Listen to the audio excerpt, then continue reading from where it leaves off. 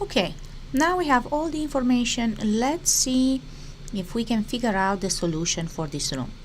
First, actually, let's go back to the solution that was provided when we first went to this website, the Harvey Mudd College website, the inventors of Picobot, and let's see what did they come up with.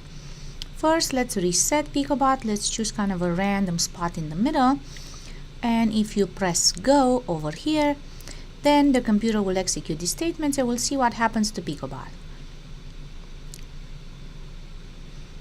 Okay, it appears to go north, south, and here at the north it moves a little bit, another one, and another one, and another one, and then it's going to stop. It basically is going to get stuck. We're going to get back to this in a second. Now, the people from Harvey Mudd were nice enough to put some comments in their code, which is actually a great programming practice. If anything, I would say start with the comments. Formulate your strategy, write it down as comments, think about it. Step 1, I want the robot to do this. Step 2, I want the robot next to do that. Okay, and then every one of the steps should become a state, and then the states should be connected. But let's take a look at their solution for a second. The first comment says, state 0, with nothing to the north, go one step north. State 0, with something to the north, go west, and then go into state 1. And there's another note here saying this will crash if Picobot has a wall to the west. Well, it turns out this is exactly our situation here. So there's a wall to the north and a wall to the west. Picobot, according to its surroundings and its state, would correspond to this part of this instruction, which would make it move more west, but we actually even get a message here saying cannot move to the west. That's why it stopped. It cannot move to the west. So the first part, the state 1, was with nothing north, move north. If something is north, move west and move into state 1. State 1, the comments provided, with nothing to the south, go one step south. If there's something to the south, don't do anything and move in state 0, which will again send you north and west. State 2, go south. State 1, go north and west. State 2, go south. Let's watch this again. So instead of go, let's make it a little bit step by step. Okay, so starts in state 0. These are the surroundings. You look at these 4 letters and you see that from state 0, the computer has to choose between this instruction and this instruction. Well, this one matches this first instruction. It doesn't match this one because this one says if there's a wall to the north, and we have an X here. The other X's work fine for the asterisk, because we said the asterisk means regardless, means we could have X or S, we have X or W, X or E, and here it would still work. So first step, move north. Surroundings are the same, state is the same. Next step, move north, move north, move north.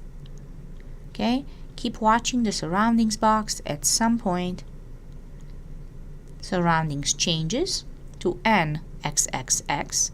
That now corresponds to this instruction. So the next time I click step, I'm expecting that Picobot will move west and then move into state 1. There it is. It took a step west and now is in state 1. State 1 functions much the same as state 0, except the direction of travel is south. If there's no wall to the south, move south, stay in state 1.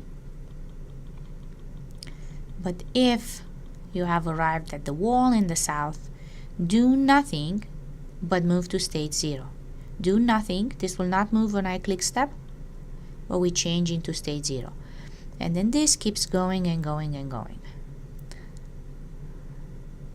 Well, this is not quite exactly what we want. We can see that it doesn't quite cover the room at all. Actually, there's many starting positions for which it does not cover the entire room. But can you guess, is there any starting position for which this code, just this solution, would work? Where would the robot need to start? for this solution to make the robot indeed still cover the entire room. So we want something, we notice that everywhere we start, we end up covering from there to the west, from there to the west. If we want to cover the entire room, it would work if a starting position is right here at the east wall, and even more if actually the starting position is in the corner. That is the only starting position for which the robot, armed with these instructions, would be able to cover the entire room. And we can check this. So if the robot starts here and we press go, then it works fine. But then wait, there's so many other starting points for which the solution doesn't work. And that's very important in computer science.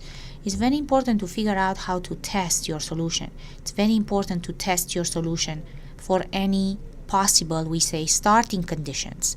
So the starting condition here was there's a wall to the east and one to the south, but with the starting condition here, my solution doesn't work. So just because it works in one case, or just because it works in some cases, if it doesn't work in all of them, then your solution is not good. And you can think of many, many real-time examples for which this is very important. It shouldn't work just some parts of the time. It should work all the time. It should work well all the time. Let's look next at how to fix the current solution.